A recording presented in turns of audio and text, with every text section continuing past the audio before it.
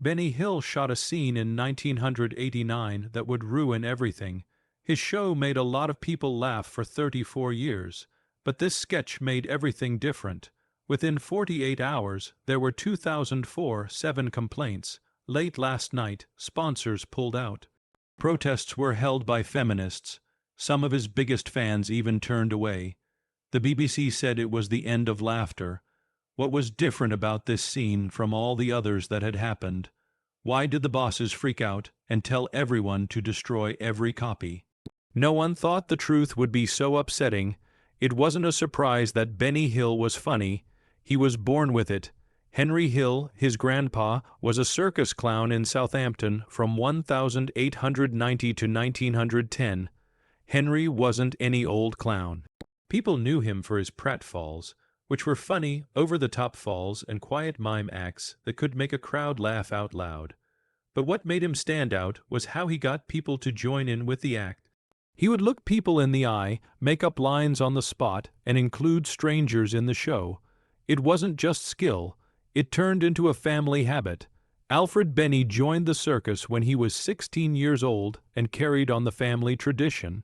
Their little apartment above a butcher shop was more than just a place to live.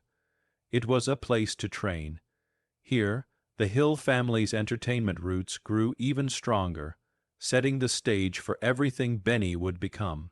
Every Sunday afternoon in that small apartment was noisy and crowded. Alfred would teach people how to be funny in the living room. Benny learned how to fall without hurting himself when he was 8 years old. He also learned how to match his facial reactions to jokes and use everyday furniture as props. It wasn't just fun, it was just practice. Alfred taught him routines over and over, and Benny did everything he saw. It was all about timing. Things like the squeaky floors and the smell of meat from the butcher shop changed the way he thought and wrote. What began as a time for dad and son to get closer turned into a full-on comedy lesson. Years later, when Benny switched roles in an instant or nailed a slapstick scene on TV, it was all because of those Sundays full of laughter, discipline, and trying and failing to make people laugh. But being funny wasn't the only thing that made him who he is. While he was a teen, Benny worked for Hans Dairy in Eastleigh, delivering milk in the early morning darkness. He drove a horse-drawn cart through streets that were empty, where he met strange people and saw strange things happen. After many years, he wrote a song called Ernie, the fastest milkman in the West, about those memories.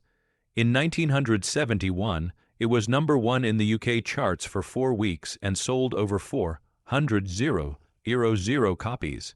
Some parts of Ernie were based on real people, like a bread delivery guy named Ted who Benny used to compete with.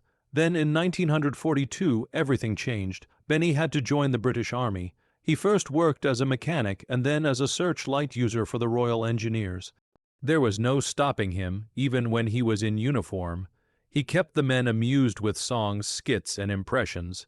Those troupe shows were his first real stage, that no matter how hard life got, they taught him how to read a crowd, change, and make fun of anything.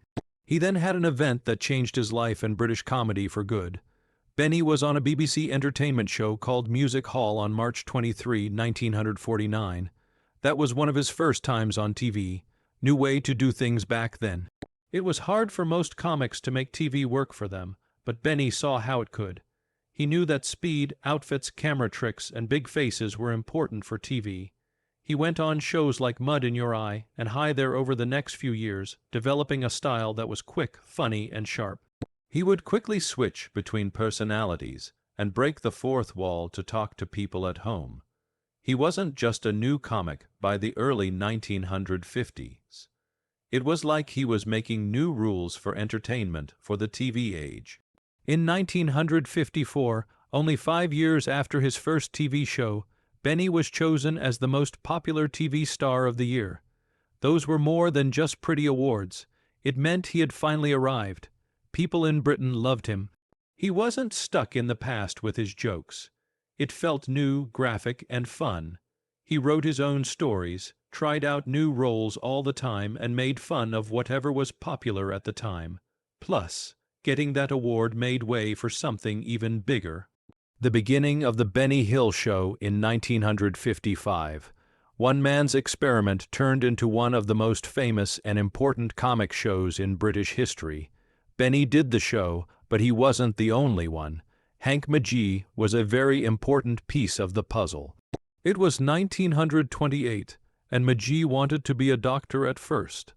But after his father died, he changed his mind and became an actor instead. He learned how to act at the Italia Canti Stage Academy and did work in theater before he joined the Benny Hill Show in 1969. He played the quiet, well-spoken man surrounded by crazy people for more than 20 years. Without breaking down, Magee always kept a straight face, even when things went crazy. Then there was Jackie Wright, the short, bald man in Britain who got hit the most. She was born in Belfast in 1904 and was only 4'11" tall. In the U.S., he first worked as a Cadillac bodybuilder. During the Great Depression, he went back to the UK and ended up in music hall. In the 1960s, Benny saw him and he quickly became a fan favorite. The team had a different feel when Todd joined. He was born in Kent in 1922 and first studied to be a doctor. During the war, he joined the RAF and even tried farming. The big break he got came when he met Ray Galton and Alan Simpson in a pub. Bob was great at playing police officers, generals, or judges who would fall flat on their faces because his face hung down, and he was good at making people look confused. He started working on the show in 1968 and finished it. Benedict added something new as the show went on: the Hills Angels. In the 1980s, these were the women who started to show up dancing. The show became flashier, sexier, and more divisive because of them. Sue Bond and Anna Dawson, two dancers, became famous on their own. Their routines had funny parts and crazy outfits that were perfectly choreographed. Some people said the show made women look like objects, but many of the dancers later said they chose what they wore and how they acted. Benny's special way of casting people was what made it all work, though.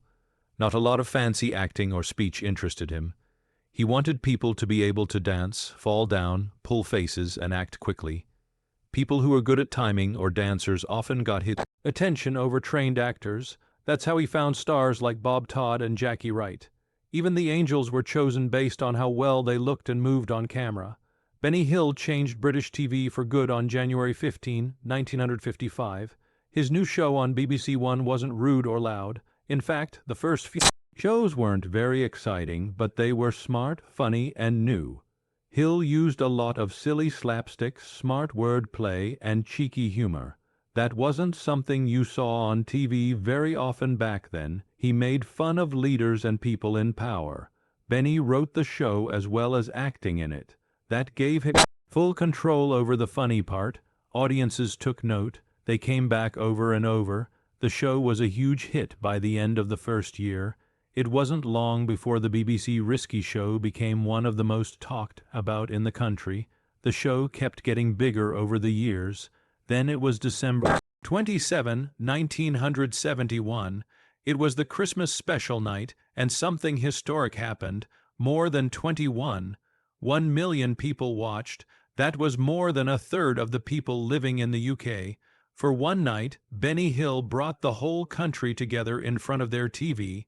The crazy chase scenes, funny sound effects, and guest stars made it all feel like a big deal for people of all ages. It wasn't a coincidence either. In the 1970s, Benny Hill had the most viewers of any show, but that Christmas night was the best. It showed that comedy doesn't have to make people disagree.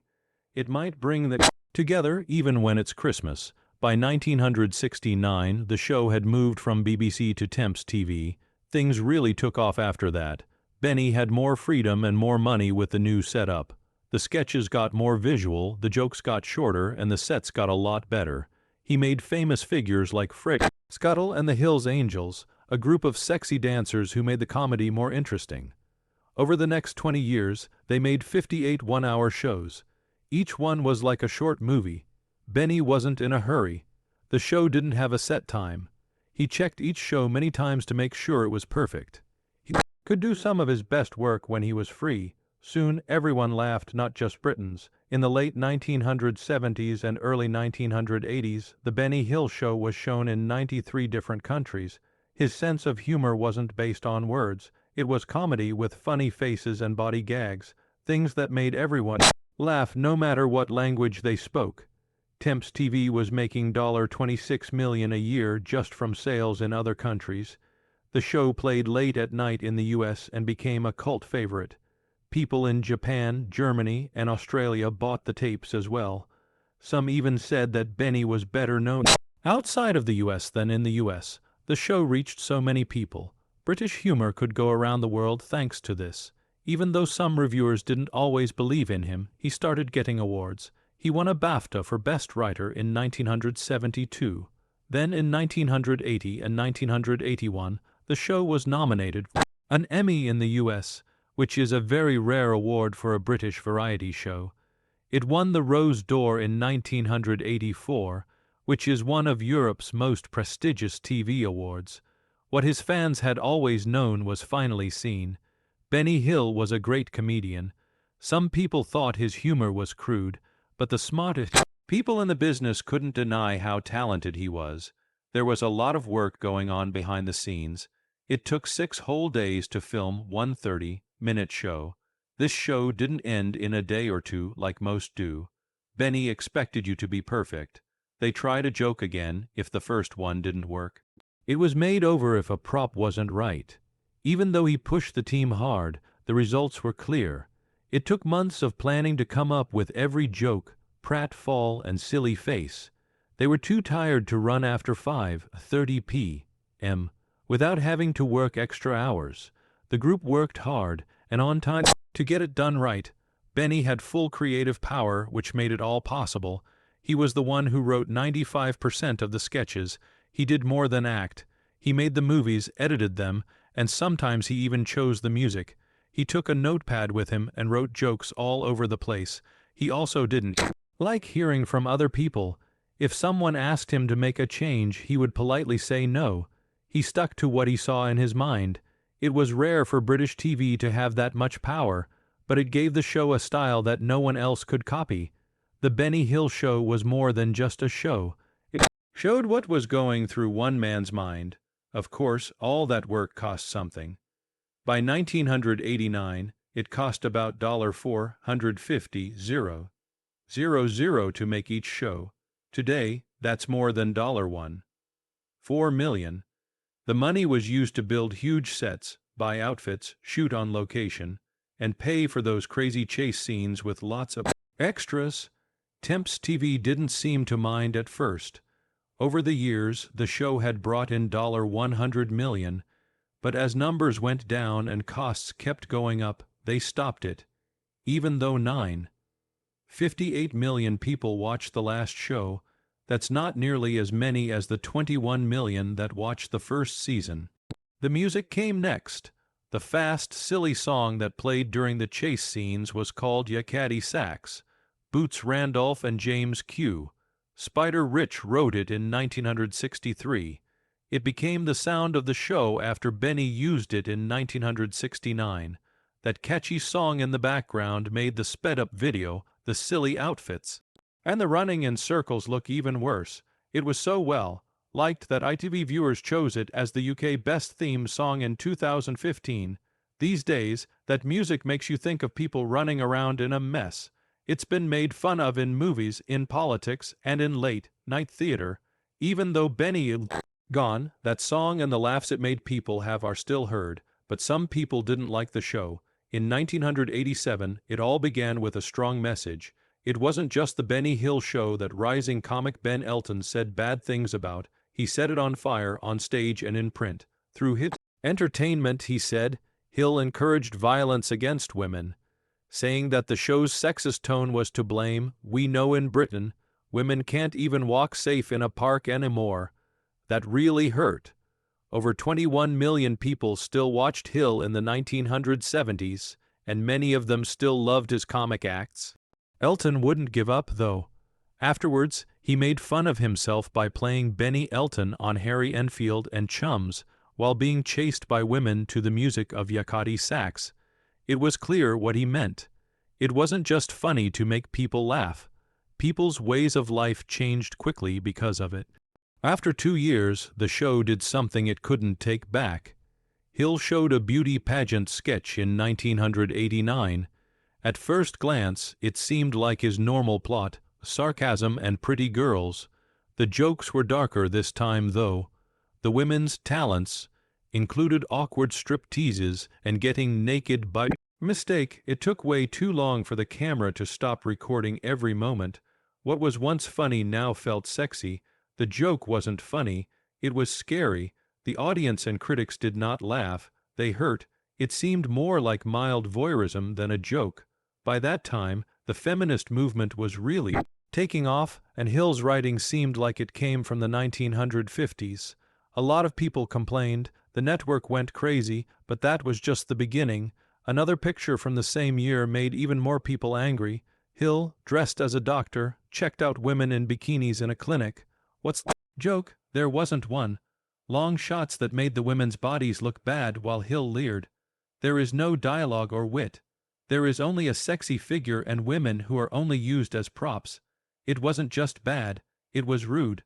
Letters poured into T's TV screen from viewers. The scene was called embarrassingly out of place by The Guardian. That newspaper called it a relic of a time when women were supposed to laugh at their own shame. Groups of feminists held protests and wrote harsh opinion pieces. Someone wrote that it was the exact kind of fun that people have been fighting for 20 years. A close-up shot was the moment that broke everything. There was only a long slow-motion shot of a woman fixing her swimsuit while Hill looked at her. It wasn't a game. It was taking advantage of. 20,047 people had made complaints in 48 hours. That set a new record. People said it made the feel bad to watch TV with their families. Even people who supported Hill had a hard time explaining it away. The sketch wasn't just stupid, it was very far from what the Times said. That one shot was the last straw for many. It was torn apart by the press. The New York Times called it exploitative vaudeville. The Guardian agreed with the anger and said the sketch was from a time that Britain had moved on from. Hill was once a comedy star, but now people who used to praise him were tearing him apart in public. Even reviewers who had seen the show before agreed that it was old, out of date, and worst of all, pointless. Both the media and the marketers stopped caring. Cadbury and Ford were among the sponsors who quit. They were scared by the protests and calls to boycott.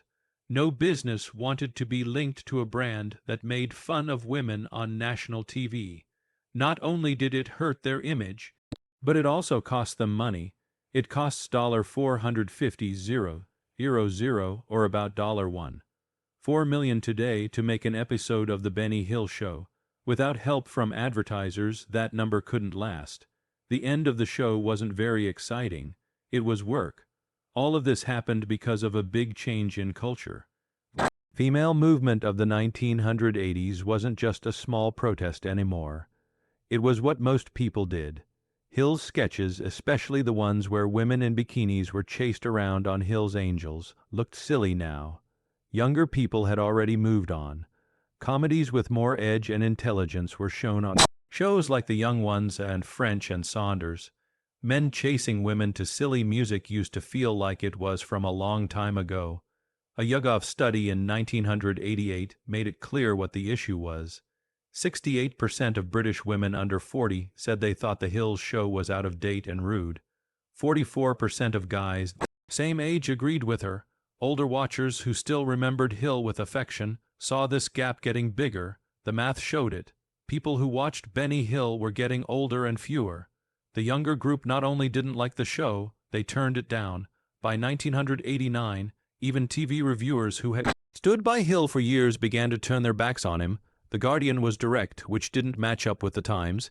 The Independent said the joke was embarrassing. It didn't feel like a national gem anymore. It felt like a relic, and all treasures, no matter how much people love them, are buried at some point. On November 7, 1989, Benny Hill went to the offices of Temps TV hoping to hear good news. After a successful show at the Cannes TV Festival, he was ready to talk about his plans for a new season. The meeting didn't go the way he had hoped, though. The new head of Light Entertainment, John Howard Davies sat down next to him and told him Hill wasn't ready to hear. The show was cancelled. Not a single sign, not a soft landing, just cold facts. In the 1970s, 21 million people watched, but now only 10 million do. The cost of making each show had gone up to $450,000, which is about $1. 4 million today, and the jokes were seen as old-fashioned. Hill, 65, was shocked. A new sketch had already been written by him. It didn't take long for the meeting to end. He left without telling the press anything. A man who had been a big part of British theatre for decades had been kicked off his own stage. It's not all bad news that the change was made. It came with a golden order to gag. Thames gave Hill a $1 million retirement package when he fired him. Even though it sounded nice, there were some rules attached. There was nothing bad he could say about the network. There wasn't a word said about the executives or the choice, not even briefly. He also couldn't sign with another radio station for a while. It looked like a golden kiss, but was really a soft muzzle. Even though Hill took the money, he was very sad behind closed doors. He told his friends, "They've killed comedy." As someone who had worked for Thames since 1969, this made him feel bitter. He had to follow that rule of silence until the day he died in 1992. He never had a chance to defend himself in public. What Thames did next made things even worse. They told someone to destroy the master tapes of his last season in 1989 without telling anyone, gone, deleted, even information that might be seen as offensive. Most networks would store it. Not this time, though. CO wanted to break all ties. They were afraid of what would happen and wanted to hide the whole thing, but fans and traders kept their fake copies. Those rare tapes got even more valuable over time. The events that were never shown became a kind of urban legend, adding to the mystery and sadness of Hill's last book. The show kept showing in America even after it was taken off the air in Britain. People in the U.S. still loved it. It was still funny, with slapstick, chase scenes, and cheeky jokes. The show was shown all over the U.S. until 1991. Hill made about $250,000 from those repeats alone. 54% of people who answered a TV guide poll didn't want the show to be taken off the American screens. It was still making a lot of money in other countries, but Thames didn't care. Things were different at home. What people used to think was light-hearted fun is now called sexist or out of date. There was never a bigger difference between how Americans and Britons thought and felt. Behind the camera, though, something else was going on. There were stories going around after the show was over. Some of the women on the cast started speaking up, mostly from the group called Hill's Angels. They said they felt like they were just there to be used as props or for cheap laughs. Punk singer Hazel O'Connor said Hill said rude things to her and even tried to kiss her. Some people, like actor Jane Leeves, said Hill was polite and helpful. The picture wasn't clear. Some women fought hard for him and called him a father figure. Some people said they felt like objects. Different stories were told, but they all added fuel to the fire. The show that used to be the best in British comedy was falling apart because of new ideals and hard truths. The next big thing was alternative humor, which did the job. A new group of actors came on the scene in the 1980s. They made fun of the old guard. Some TV shows, like The Young Ones and Not the 900 News, made fun of Benny Hill's acts. They said he was out of style. They said his jokes were racist. Ben Elton was one of the most vocal people who said Hill's work made it acceptable to treat women badly. It made him think of how scared women were when they walked alone at night. It was a strong charge. Hill was a target for the new wave because he stood for everything they wanted to destroy. His numbers went down. People didn't like his name. The people who used to cheer for him are now laughing at him. Hill didn't fight back after the show was cancelled. He went away. He moved into a small flat in London and didn't leave it much. Friends said that the only times he went outside were to get food or take a short trip to Europe. He stopped going to events in the field and answering calls. Some said he was sad, while others said he gave After working for Thames for more than 20 years, he told a friend, a little pat on the back would have been nice. But he didn't get one. There was only silence and a quiet escape. But there was something else going on in the background of that quiet. His health was getting worse. He had heart trouble and hurt his joints. He hid the fact that he was hurting.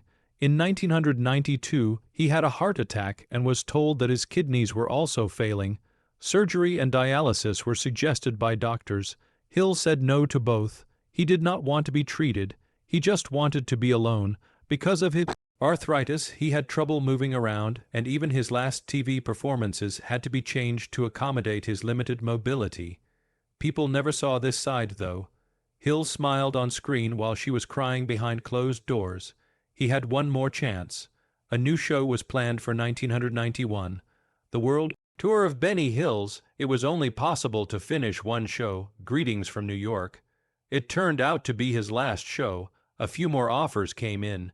In fact, Central Independent Television sent him a contract in the beginning of 1992. Hill did not sign it, though. He passed away the day it came. He had turned down offers from other networks as well, including the one that fired him. He might have stopped wanting the attention. Maybe he didn't believe in the business. He might have also known that things had changed. Benny Hill was discovered dead in his apartment on April 20, 1992. He was 68 years old. He had been sitting in his armchair and watching TV 2 days before. That's where he died by himself. It wasn't until neighbors complained about the smell that his body was found.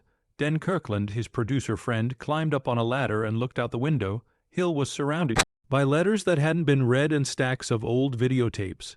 Coronary thrombosis, a heart attack caused by a blood clot, was the cause of death. He had been dead for 2 days.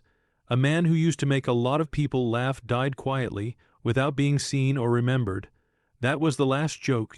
Punchline which he didn't mean to include.